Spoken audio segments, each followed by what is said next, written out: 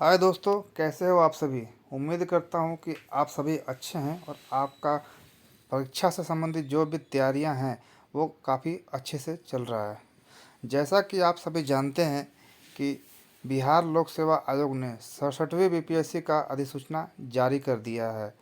जो ऑनलाइन आवेदन भरने की तिथि जो शुरू हो रही है वो 30/9/2021 से और अंतिम तिथि है 5/11/2021 को अंतिम डेट है। मुझे पूरा विश्वास है, पूरा उम्मीद है कि आपका जो एग्ज़ाम देने का सपना है बीपीएससी का, वो आप अच्छे से उसके लिए तैयारी कर रहे हैं, ताकि आप समाज में आगे बढ़ सके, अपने देश के लिए, अपने राज्य के लिए और अपने परिवार के लिए कुछ कर सके। इसी सिलसिले में हम आज चर्चा करेंगे भूगोल, विश्व का भूगोल के बारे में। चलिए आगे बढ़ते हैं। पृथ्वी की गतियाँ। जैसा कि आप सभी जानते हैं कि पृथ्वी पर दो गति हैं। दिन और रात जो होता है वो पृथ्वी की गति के कारण ही होता है। दिन और रात का छोटा और बड़ा होने का क्या कारण है? तो कारण यहाँ पर जैसे इसमें लिखा हुआ है कि पृथ्वी का अपने अक्ष पर झुका होना। नंबर दो, पृथ्वी द्वारा सूर्य की परिक्रमा करना। नोट, विषुववृत्त पर दिन एवं रात की अवधि समान होती है। विषुववृत्त से उत्तर एवं दक्षिण दिशा में जाने पर दिन एवं रात की अवधि में अंतर आ जाता है। उपसौर, पृथ्वी सूर्य के अत्यधिक नज़दीक होती है 3 जनवरी को। देखिए, ये क्वेश्चन पूछ सकता है प्रीलिम्स के लिहाज से कि पृथ्वी सूर्य से कब नज़दीक होती है, तो 3 जनवरी को। अपसौर, 4 जुलाई को पृथ्वी सूर्य से सबसे अधिक दूरी पर होती है। जो भी चीज़ें दोस्तों मैं यहाँ बता रहा हूँ, ये बीपीएससी के लिए भी ज़रूरी है और रेलवे, एसएससी, सीजीएल, यूपीएससी जो भी प्रीलिम्स एग्ज़ाम है और भी जितने भी कंपटीशन के एग्ज़ाम हैं उसके लिए भी ये सारी चीज़ें ज़रूरी है और क्वेश्चन आ सकते हैं। विषुवत, दोनों गोलार्ध में दिन एवं रात की अवधि समान होती है। 21 मार्च और 23 सितंबर को, जैसा आप जानते हैं कि 21 मार्च और 23 सितंबर को दिन और रात दोनों ही गोलार्ध में समान होते हैं। शीत अयननाथ, विंटर सोलिस्टिक्स, उत्तरी गोलार्ध में सबसे छोटा दिन एवं सबसे बड़ी रात। दक्षिणी गोलार्ध में सबसे बड़ा दिन एवं सबसे छोटी रात। यह स्थिति 22 दिसंबर को होती है। समर सोलिस्टिक्स, उत्तरी गोलार्ध में दिन बड़ा एवं रात छोटी। दक्षिणी गोलार्ध में दिन छोटा एवं रात बड़ी होती है। यह स्थिति 21 जून को होती है। कारण क्या है? कारण है सूर्य की किरणें कर्क रेखा पर सीधी लेने की लंबवत पड़ती है। इक्विनॉक्स, विषुवत, दिन एवं रात की अवधि दोनों गोलार्धों पर बराबर होती है। यह स्थिति 21 मार्च और 23 सितंबर को होती है।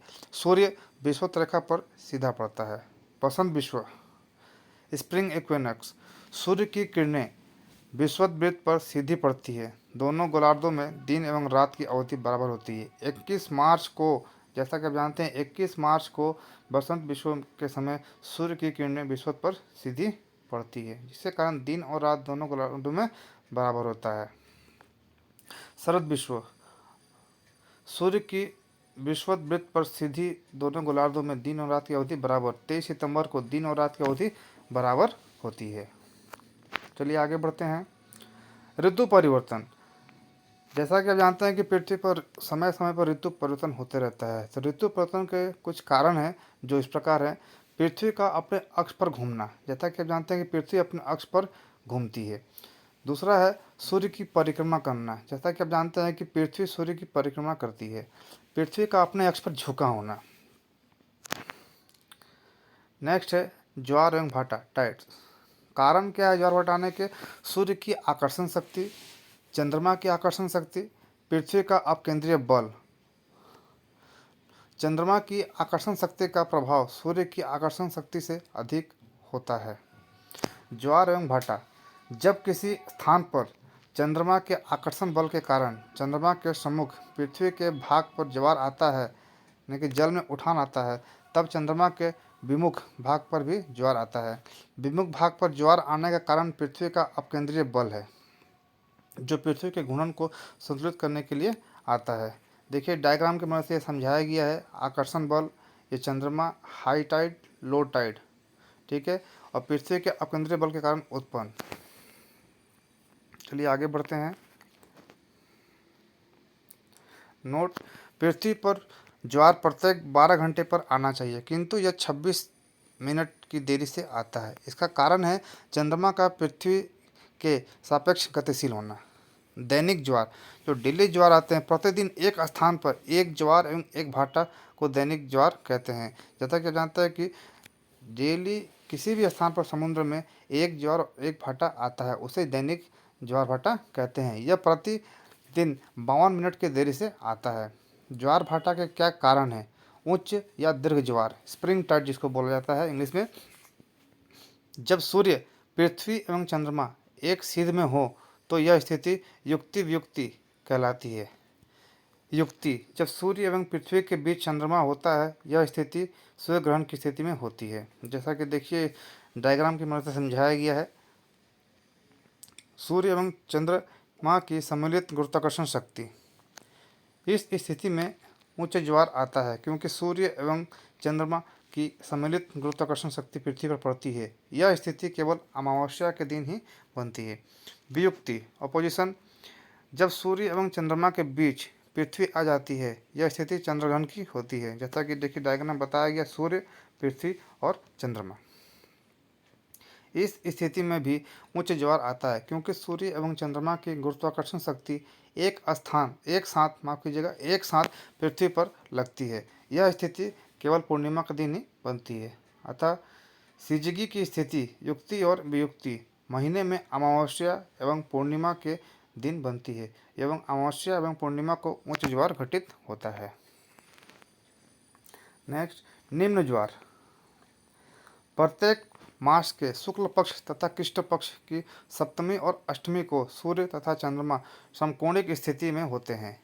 ये मिलकर समकोण बनाते हैं। इस स्थिति में सूर्य एवं चंद्रमा का ज्वारोत्पादक बल एक दूसरे के विपरीत कार्य करते हैं। इस कारण निम्न ज्वार आता है। जैसा कि डायग्राम में समझाया गया है, कृष्ण पक्ष एवं शुक्ल पक्ष की सप्तमी एवं अष्टमी को। सूर्य ग्रहण और चंद्र ग्रहण के बारे में जानते हैं। जैसे पूर्णिमा, फुल मून, पृथ्वी पर चंद्रमा का संपूर्ण भाग प्रकाशित महीने में केवल एक बार ही दिखाई देता है। यह पूर्णिमा का दिन होता है। अमावस्या, जिसको बोलते हैं न्यू मून, महीने में केवल एक बार चंद्रमा का संपूर्ण अप्रकाशित भाग पृथ्वी के सामने होता है, जिसे अमावस्या कहते हैं। चंद्र ग्रहण, जिसको बोलते हैं इंग्लिश में लूनर एक्लिप्स, जब पृथ्वी, सूर्य और चंद्रमा के बीच में होती है, यह वियुक्तिक स्थिति होती है। यह हमेशा पूर्णिमा की रात को होता है। जैसा कि डायग्राम में देखिए दिखाया गया है। चंद्र ग्रहण वियुक्तिक स्थिति। सूर्य ग्रहण, जब चंद्रमा सूर्य एवं पृथ्वी के बीच में आ जाता है तो सूर्य ग्रहण होता है। यह युक्तिक स्थिति होती है। यह हमेशा अमावस्या की रात को होता है। जैसा कि देखिए डायग्राम में समझाया है, सूर्य ग्रहण युक्तिक स्थिति। चलिए आगे बढ़ते हैं। नोट, एक वर्ष में अधिकतम 7 चंद्र ग्रहण एवं सूर्य ग्रहण होता है। ध्यान रखिएगा कि क्वेश्चन पूछ सकता है कि एक वर्ष में अधिकतम कितने चंद्र ग्रहण और सूर्य ग्रहण होते हैं, तो 7। प्रत्येक पूर्णिमा को चंद्र ग्रहण एवं प्रत्येक अमावस्या को सूर्य ग्रहण न आने का कारण है। वैसे तो प्रत्येक पूर्णिमा को चंद्र ग्रहण एवं प्रत्येक अमावस्या को सूर्य ग्रहण होना चाहिए, किंतु ये वर्ष में 7 बार ही होते हैं। इसका कारण चंद्रमा का अपने अक्ष पर 5 डिग्री का झुकाव का होना है। इस कारण जब तक चंद्रमा और पृथ्वी एक ही बिंदु पर परिक्रमण पथ में पहुंचती है, उस समय चंद्रमा अपने अक्षीय झुकाव के कारण थोड़ा आगे निकल जाता है। इसी कारण प्रत्येक पूर्णिमा एवं अमावस्या के दिन सूर्य ग्रहण एवं चंद्र ग्रहण नहीं लगता। नोट, सूर्य ग्रहण के समय बड़ी मात्रा में पराबैंगनी किरणें का उत्सर्जन होता है। पूर्ण सूर्य ग्रहण के समय सूर्य के परिधीय क्षेत्र में हीरक वलय, डायमंड रिंग की स्थिति बनती है। चलिए अब हम बात करते हैं अक्षांश और देशांतर। अक्षांश, लैटिट्यूड्स। अक्षांश पृथ्वी पर एक काल्पनिक रेखा है जो उत्तरी और दक्षिणी ध्रुवों के बीच बीच खींची गई है। यह पृथ्वी को 2 बराबर भागों में विभाजित करती है। किसी दिए गए बिंदु की विषुववृत्त से उत्तर या दक्षिण की कोणीय दूरी की माप को अक्षांश कहते हैं, जिसे विषुववृत्त के दोनों ध्रुवों की ओर अंशों में पाया जाता है। नोट, उत्तरी ध्रुव से जब दक्षिण की ओर जाते हैं तो ध्रुव तारे की किरणों का आपतन कोण का मान घटता जाता है। ध्रुव तारा पृथ्वी के उत्तरी ध्रुव पर सदैव स्थिर दिखाई पड़ता है तथा उत्तरी ध्रुव के साथ 90 डिग्री का कोण बनाता है। ध्रुव तारे का आपतन कोण भूमध्य रेखा पर 0 डिग्री होता है, ध्यान रखिएगा। 0 डिग्री अक्षांश पर खींची गई काल्पनिक रेखा विषुवत रेखा कहलाती है। अक्षांश में यह सबसे बड़ी होती है। इसकी कुल लंबाई 40,076 किलोमीटर होती है। ध्रुवीय भाग को उच्च अक्षांश हाई लैटिट्यूड तथा भूमध्य रेखीय भाग को निम्न अक्षांश लो लैटिट्यूड कहते हैं। अक्षांश की कुल संख्या कितनी है? 180। ध्यान रखिएगा, एग्जाम में पूछ सकता है कि कुल अक्षांशों की संख्या बताएं, तो 180। देखिए, महत्वपूर्ण अक्षांशों को डायग्राम की मदद से समझाया गया है। देखिए, उष्ण कटिबंधीय अक्षांश जो है 23.5 डिग्री नॉर्थ से लेकर 23.5 डिग्री साउथ के बीच होती है। उपोष्ण कटिबंधीय 23.5 डिग्री नॉर्थ से 35 डिग्री नॉर्थ एवं 23.5 डिग्री साउथ से 35 डिग्री साउथ के बीच होती है। शीतोष्ण कटिबंध 35 डिग्री नॉर्थ से 45 डिग्री एवं 35 डिग्री साउथ से 45 डिग्री साउथ के बीच होती है। उपध्रुवीय कटिबंध 45 डिग्री नॉर्थ से 66.5 डिग्री नॉर्थ यानी उत्तर एवं 45 डिग्री दक्षिण से 66.5 डिग्री दक्षिण के बीच होती है। ध्रुवीय कटिबंध 66.5 डिग्री उत्तर से 90 डिग्री उत्तर एवं 66.5 डिग्री दक्षिण से 90 डिग्री दक्षिण के बीच होती है। विषुवत रेखा 0 डिग्री अक्षांश कर्क रेखा 23.5 डिग्री उत्तर उत्तरी अक्षांश मकर रेखा 23.5 डिग्री दक्षिणी अक्षांश। आर्कटिक वृत्त 66.5 डिग्री उत्तरी अक्षांश आर्कटिक वृत्त 66.5 डिग्री दक्षिणी अक्षांश। ये आपको डायग्राम की मदद से समझाया गया, इसको देख लीजिएगा एक बार। देशांतर लॉन्गिट्यूड, अभी हमने इससे पहले लैटिट्यूड के बारे में पढ़ा, अभी हम लॉन्गिट्यूड के बारे में जानते हैं। पृथ्वी पर उत्तर से दक्षिण की ओर खींचे जाने वाली काल्पनिक रेखा देशांतर रेखा कहलाती है। ध्यान रखिएगा, उत्तर से दक्षिण की ओर खींची जाने वाली काल्पनिक रेखा देशांतर रेखा कहलाती है। देशांतर रेखाएं अर्धवृत्ताकार होती है। देशांतर रेखाओं के बीच की दूरी ध्रुवों पर 0 डिग्री होती है। देशांतर रेखाओं की लंबाई बराबर होती है। दो देशांतर रेखाओं के बीच की दूरी 111.32 किलोमीटर होती है। दो देशांतर रेखाओं के बीच सर्वाधिक दूरी विषुवत रेखा पर होती है, यानी भूमध्य रेखा पर होती है। ध्रुवों की तरफ जाने पर दो देशांतर रेखाओं के बीच की दूरी घटती जाती है एवं ध्रुवों पर यह रेखाएं एक दूसरे से मिल जाती है, अतः बीच की दूरी शून्य हो जाती है। पृथ्वी को 360 देशांतर रेखाओं में बांटा गया है। ध्यान रखिएगा, अक्षांश की संख्या कितनी थी? 180 और देशांतर की संख्या कितनी है? 360। प्रधान मध्याह्न रेखा देशांतर रेखाओं की गणना ग्रीनविच वेधशाला से गुजरने वाली देशांतर रेखाओं से शुरू की जाती है। इसे ही प्रधान मध्याह्न रेखा कहते हैं। इस देशांतर का मान 0 डिग्री है। इससे 180 डिग्री पूर्व एवं 180 डिग्री पश्चिम देशांतर की गणना करते हैं। नोट, 180 डिग्री पूर्व एवं 180 डिग्री पश्चिम देशांतर एक ही रेखा है। 0 डिग्री देशांतर रेखा के ठीक पीछे पृथ्वी पर खींची देशांतर रेखा 180 डिग्री होगी। देखिए, उत्तरी ध्रुव और दक्षिणी ध्रुव इसमें दिखाया गया है पूरब और पश्चिम। 0 डिग्री से 90 डिग्री पूरब और 0 डिग्री से 90 डिग्री पश्चिम। देशांतर एवं समय गणना। पृथ्वी पर समय का निर्धारण मुख्य देशांतर के सापेक्ष होता है और मुख्य देशांतर के समय को जीएमटी यानी कि ग्रीनविच मीन टाइम कहते हैं। इसे प्रधान मध्याह्न रेखा भी कहते हैं। इसका मान 0 डिग्री देशांतर होता है। चूँकि पृथ्वी अपने काल्पनिक अक्ष पर पश्चिम से पूरब की ओर घूमती है, इसलिए ग्रीनविच से पूरब की तरफ 15 डिग्री बढ़ने पर 1 घंटा बढ़ जाता है तथा पश्चिम की तरफ 15 डिग्री बढ़ने पर 1 घंटा घट जाता है। देखिए, जिस प्रकार डायग्राम में समझाया गया है। नोट, भारतीय समय का निर्धारण 82.5 डिग्री पूर्व देशांतर पर होता है। जैसा कि देखिए डायग्राम में यहाँ दिखाया गया है, भारत ब्रैकेट में प्लस 5.5 घंटे। ठीक है जी। पृथ्वी 24 घंटे में 360 डिग्री देशांतर घूम जाती है, इसलिए पृथ्वी की घूर्णन गति 15 डिग्री देशांतर प्रति घंटा या प्रति 4 मिनट में एक देशांतर। चूँकि ध्रुवों पर सभी देशांतर एक दूसरे को काटते हैं, अतः ध्रुव पृथ्वी पर समय विहीन स्थान है, टाइमलेस जिसको बोलते हैं।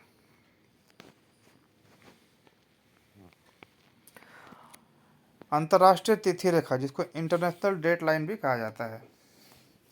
पृथ्वी के धरातल पर 360 डिग्री देशांतर रेखाएं हैं। 180 डिग्री देशांतर रेखा को अंतर्राष्ट्रीय तिथि रेखा कहा जाता है। जब कोई व्यक्ति पश्चिम से पूर्व यात्रा करते हुए अंतर्राष्ट्रीय तिथि रेखा को पार करेगा तो उसे एक दिन का लाभ होगा, अर्थात एक दिन घटेगा। जब कोई व्यक्ति पूर्व से पश्चिम यात्रा करते हुए अंतर्राष्ट्रीय तिथि रेखा को पार करेगा तो उसे एक दिन की हानि होगी, यानी कि एक दिन बढ़ जाता है। देखिए, जैसा कि इसमें दिखाया गया मुख्य देशांतर 180 डिग्री, ईस्ट प्लस 12 घंटे में है और वेस्ट पश्चिम की तरफ जाएगा तो वो 12 घंटे माइनस, यानी कि उसे एक दिन का लॉस होगा, क्योंकि पृथ्वी गोल है।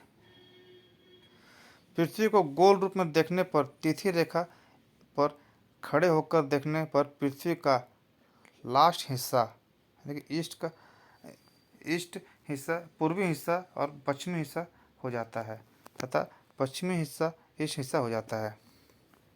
पश्चिम से पूर्व एक दिन का लाभ, एक दिन घटेगा, और पूर्व से पश्चिम जाते हैं तो एक दिन की हानि, यानी कि एक दिन बढ़ेगा। प्रश्न यह है, एक नाविक अंतर्राष्ट्रीय तिथि रेखा को पश्चिम से पूर्व की तरफ पार कर रहा है। पार करने से पहले नाविक द्वारा अंकित समय रात के 11:30 यानी 11:30 बजे हैं और तिथि 3 जुलाई है। नाविक को अंतर्राष्ट्रीय तिथि रेखा पार करने के उपरांत समय एवं तिथि बताएं। इसका उत्तर है 3 जुलाई 12:15। रेखा को पार करने में 45 मिनट लगेंगे, अतः समय 12:45 होगा। एक दिन के लाभ के कारण अभी पश्चिम में 4 जुलाई हुई, परंतु पूर्व में 3 जुलाई होगी। पृथ्वी की आंतरिक संरचना। पृथ्वी के आंतरिक भाग को 3 बृहद मंडलों में विभाजित किया गया है। जैसा कि आप सभी जानते हैं, पहला जो है भूप्रॉपर्टी क्रस्ट, दूसरा मेंटल, तीसरा कोर। पहला हम पढ़ेंगे क्रस्ट, यानी कि भूप्रॉपर्टी, भूपटल या भूपृष्ठ के भी नाम से जाना जाता है। ऊपरी क्रस्ट का औसत घनत्व 2.8 एवं निचले क्रस्ट का औसत घनत्व 3 है। घनत्व में यह अंतर दबाव के कारण है। ऊपरी क्रस्ट और निचली क्रस्ट के बीच कोनराड असंबद्धता है। क्रस्ट का निर्माण मुख्यतः सिलिका एवं एल्युमिनियम से हुआ है, अतः इसे सिफा भी कहते हैं, सियाल भी कहते हैं। IUGG के अनुसार इसकी मोटाई 30 किलोमीटर है। जो सियाल की मोटाई है वो 30 किलोमीटर है। महाद्वीपीय भाग में 30 किलोमीटर एवं महासागरीय भाग में 5 किलोमीटर। ध्यान रखिएगा। महाद्वीपीय क्रस्ट ग्रेनाइट परत है एवं महासागरीय परत बेसाल्टिक परत है। महासागरीय क्रस्ट का घनत्व महाद्वीपीय परत के घनत्व से अधिक होता है। मेंटल यानी कि प्रवार। पृथ्वी का 83% आयतन एवं 67% द्रव्यमान लिए हुए है। निचले क्रस्ट और ऊपरी मेंटल के बीच मोह असंबद्धता है। प्रवार मोह असंबद्धता से 2900 किलोमीटर की गहराई तक है। मेंटल का ऊपरी भाग 70 किलोमीटर से 400 किलोमीटर तक दुर्बलता मंडल पाया जाता है। यह प्लास्टिक अवस्था में होता है। मुख्यतः भूकंप इसी क्षेत्र में उत्पन्न होते हैं। ऊपरी मेंटल एवं निचले मेंटल के बीच रेपेटी असंबद्धता है। मेंटल का निर्माण मुख्यतः सिलिका एवं मैग्नीशियम से हुआ है, इसे सीमा भी कहा जाता है। कोर, जिसको हिंदी में क्रोड के नाम से जानते हैं। निचले मेंटल एवं बाहरी क्रोड के बीच गुटेनबर्ग विशाट असंबद्धता है। गुटेनबर्ग से लेकर 6371 किलोमीटर गहराई तक क्रोड पाया जाता है।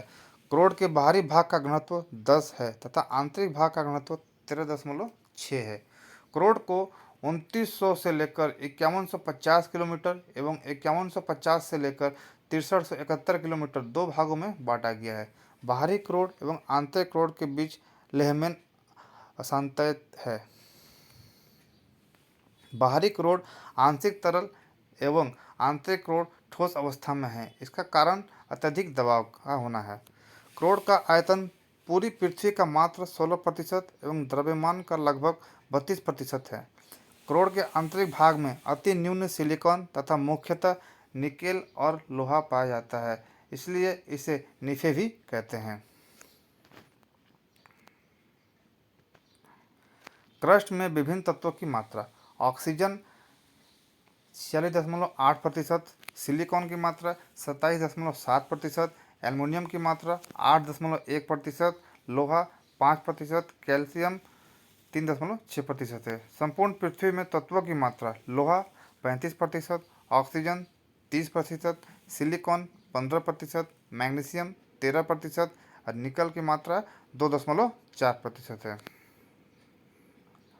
प्रमुख असंबद्धताएं: कोनार्ड, ऊपरी क्रस्ट एवं निचले क्रस्ट के बीच। देखिए डायग्राम के मदद से समझाया गया है। मोहू, निचला क्रस्ट एवं ऊपरी मेंटल के बीच।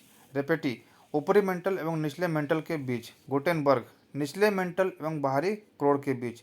लेहमैन, बाहरी क्रोड़ एवं आंतरिक क्रोड़ के बीच। ऊपर से नीचे की तरफ क्रम है इसका।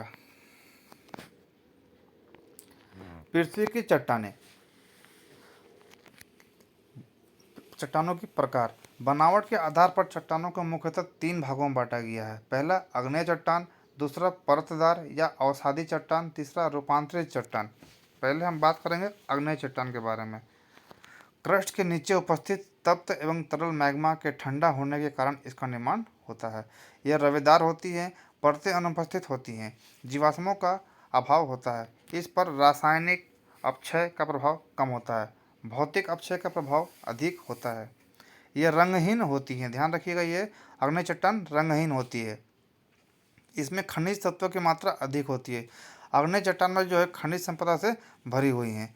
क्रस्ट का 90% भाग इन्हीं से निर्मित है। जो क्रस्ट के बारे में पढ़ा है वो लगभग उसका 90% का भाग आग्नेय चट्टान से ही निर्मित हुई हैं। स्थिति एवं संरचना के अनुसार आग्नेय चट्टान: अंतर्निर्मित आग्नेय से और बाहरी आग्नेय चट्टान। जब मैग्मा सतह के नीचे ठंडा होकर ठोस बनता है, जब मैग्मा क्रस्ट के ऊपर जमकर ठोस बनता है। पातालीय चट्टान और मध्यवर्ती चट्टान। पातालीय चट्टान के बारे में जानते हैं। पृथ्वी के अंदर गहराई में निर्मित होती है।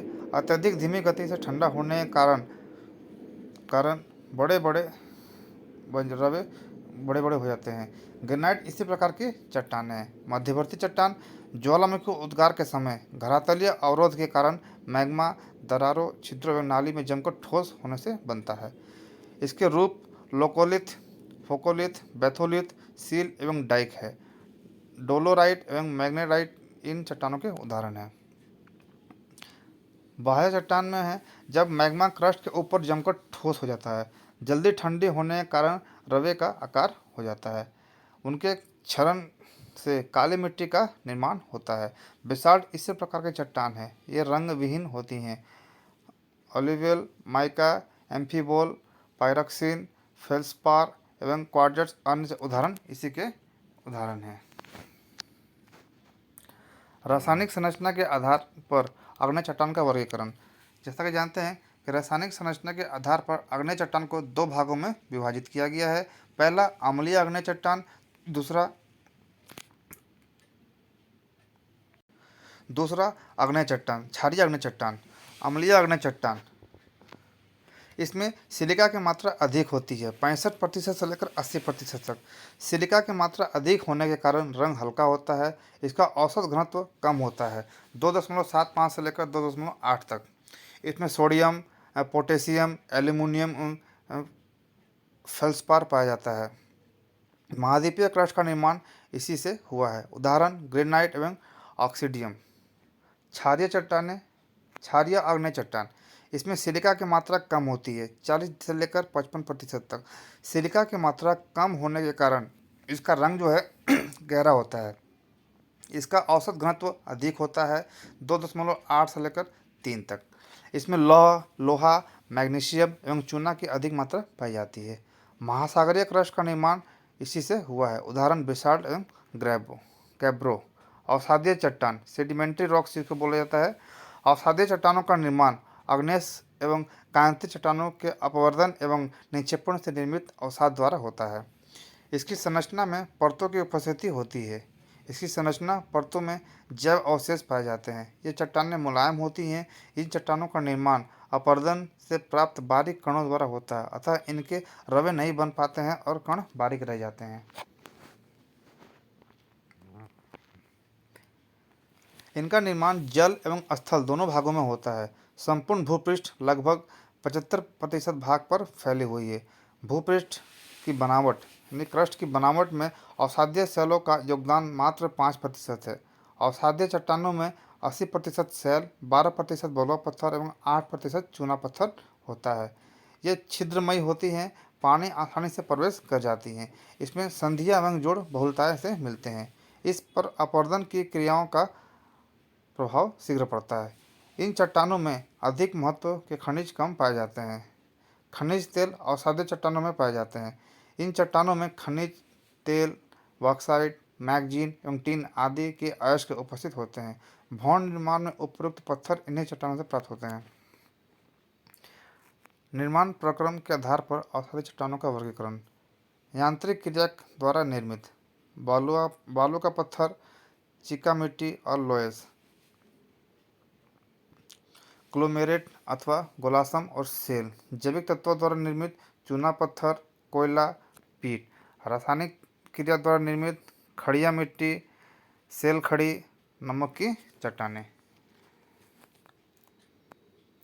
कायांतरित या रूपांतरित चट्टानें। आग्नेय एवं अवसादीय चट्टानों में ताप एवं दबाव के कारण परिवर्तन या रूपांतरण के कारण रूपांतरित या कायांतरित शैलों का निर्माण होता है। रूपांतरण के कुछ कारण हैं, जैसे ताप के कारण इनमें बदलाव आ जाता है, दबाव या संपीड़न के कारण या धौलीकरण के कारण। रूपांतरण के प्रकार: तापीय रूपांतरण, गतिक रूपांतरण, ताप जलीय रूपांतरण और जलीय रूपांतरण। रूपांतरण से निर्मित चट्टानें में shale, slate, slate phyllite, phyllite schist, चूना पत्थर, संगमरमर, बालू का पत्थर, quartz, granite, gneiss, basalt, schist, chalk या डोलोमाइट, संगमरमर, gabbro, serpentine, conglomerate, gypsum, quartzite. भूकंप यानी कि अर्थक्वेक। भूकंप के क्या कारण हैं? ज्वालामुखी क्रिया, प्लेटों की गतिशीलता, वलन एवं भ्रंशन, जलीय भार, भूपटल का संकुचन, भू संतुलन से संबंधित समायोजन, परमाणु परीक्षण, प्रत्यास्थ पुनर्संचलन और सिद्धांत। Elastic rebound theory. नोट: प्रत्यास्थ पुनर्संचलन सिद्धांत यानी कि इलास्टिक रिबाउंड थ्योरी के बारे में पढ़ते हैं। पृथ्वी के निचले भाग में चट्टानें रबड़ की भांति लचीली होती है, अतः किसी तनाव या खिंचाव के कारण एक निश्चित सीमा तक धीरे धीरे बढ़ती है और एक निश्चित सीमा के पश्चात टूट जाती है और टूटने के पश्चात पुनः अपनी प्रारंभिक स्थिति में आने का प्रयास करती है, यानी खींचने वाली पूर्व स्थिति में। अतः पृथ्वी के कंपन उत्पन्न हो जाता है, जिससे भूकंप आते हैं। भूकंपीय लहरें। भूकंप की लहरें 3 प्रकार की होती है, जैसा कि जानते हैं: पी तरंग, एस तरंग और एल तरंग। पी तरंगे का मतलब पी तरंगे जो होती है लॉन्गिट्यूडिनल वेव होती है, यानी कि प्राइमरी वेव जिसको भी हम बोलते हैं।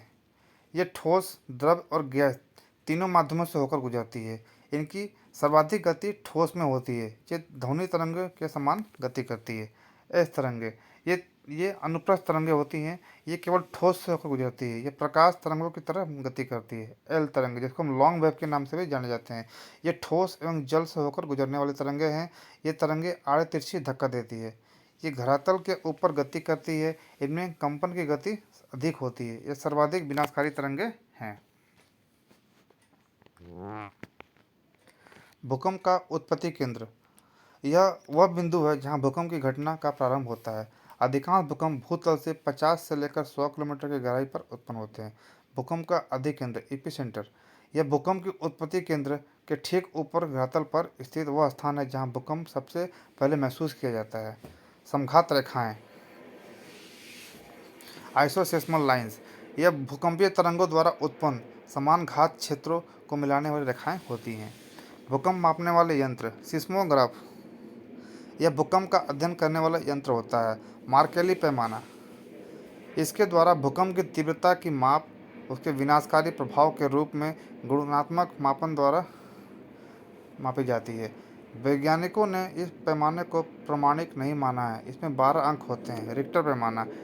इसके द्वारा भूकंप की तीव्रता और परिणाम मापा जाता है। इसमें 1 से लेकर 9 तक की संख्याएं दर्शाई गई होती है।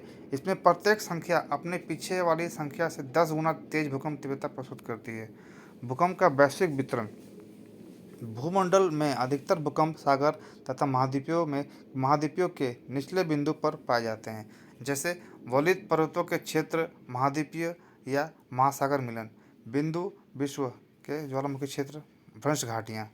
प्रशांत महासागरीय तटीय पेटी। यह समस्त विश्व के लगभग 68% भूकंप का अनुभव किया जाता है। जो प्रशांत महासागर का जो तटीय पेटी है, यहाँ पर पूरे विश्व में जितने भूकंप आती हैं, लगभग 38% भूकंप यहीं पर होता है, इसी क्षेत्र में होता है। यह क्षेत्र अग्निवलय रिंग ऑफ फायर नाम से भी जाना जाता है, इसलिए इस क्षेत्र को रिंग ऑफ फायर के नाम से भी जाना जाता है। क्वेश्चन पूछ सकता है कि रिंग ऑफ फायर किस क्षेत्र को बताया जाता है, तो प्रशांत महासागर या तटीय पेटी आप लिख सकते हैं। इस क्षेत्र में Chile, California, Alaska, Japan, Philippines, New Zealand तथा मध्य महासागरीय भागों के भूकंप के विस्तृत क्षेत्र सम्मिलित हैं। मध्य महाद्वीपीय पेटी। इस पेटी में विश्व के 21% भूकंप आते हैं। यह पेटी मैक्सिको से शुरू होकर अटलांटिक महासागर, भूमध्य सागर और अल्पस काकेशस तथा हिमालय एवं इसके समीप वाले भागों में फैली हुई है। भारतीय भूकंप क्षेत्र। भारत में अधिकतर भूकंप उत्तरी क्षेत्र में आते हैं। मध्य अटलांटिक पेटी। यह भूमध्य रेखा के आसपास का क्षेत्र होता है, जहाँ अटलांटिक कटक के समीप भूकंप महसूस किया जाता है। अन्य क्षेत्र में नील नदी से लेकर संपूर्ण अफ्रीका का पूर्वी भाग, अदन की खाड़ी से अरब सागर तक का क्षेत्र और हिंद महासागर क्षेत्र। नोट: भूकंप आने से पहले वायुमंडल में रेडॉन गैस की मात्रा में वृद्धि हो जाती है। भूकंप मूल से यानी फोकस का क्षेत्र है, उससे मूल से निकलने वाला ऊर्जा अप्रत्यास्थ ऊर्जा होती है। होमोसिस्मल लाइन समान भूकंप तीव्रता वाले स्थान को मिलाने वाली रेखाएं हैं। यहाँ पर एक चीज़ नोट कीजिएगा, क्वेश्चन पूछ सकता है कि भूकंप आने से पहले वायुमंडल में किस गैस की मात्रा में वृद्धि होती है, तो रेडॉन गैस की मात्रा में वृद्धि होती है। तो चलिए, आज का क्लास हम यहीं पर समाप्त करते हैं और आगे हम एक नए टॉपिक के साथ आपको प्रोवाइड कराएंगे, ताकि आपके एग्ज़ाम के दृष्टिकोण से उपलब्ध हो और आपको उसका पूरा फ़ायदा मिल सके। यदि आपको ये वीडियो अच्छा लगे तो आप इसको लाइक करें, शेयर करें और हमारे channel dream exam for better days को सब्सक्राइब करें। और हाँ, यदि आप इस चैनल पर नए हैं तो सब्सक्राइब करें और बेल आइकन बटन को दबाएं, ताकि इस चैनल पर जो भी नए वीडियो आते रहें वो आपको समय पर मिलता रहे। धन्यवाद।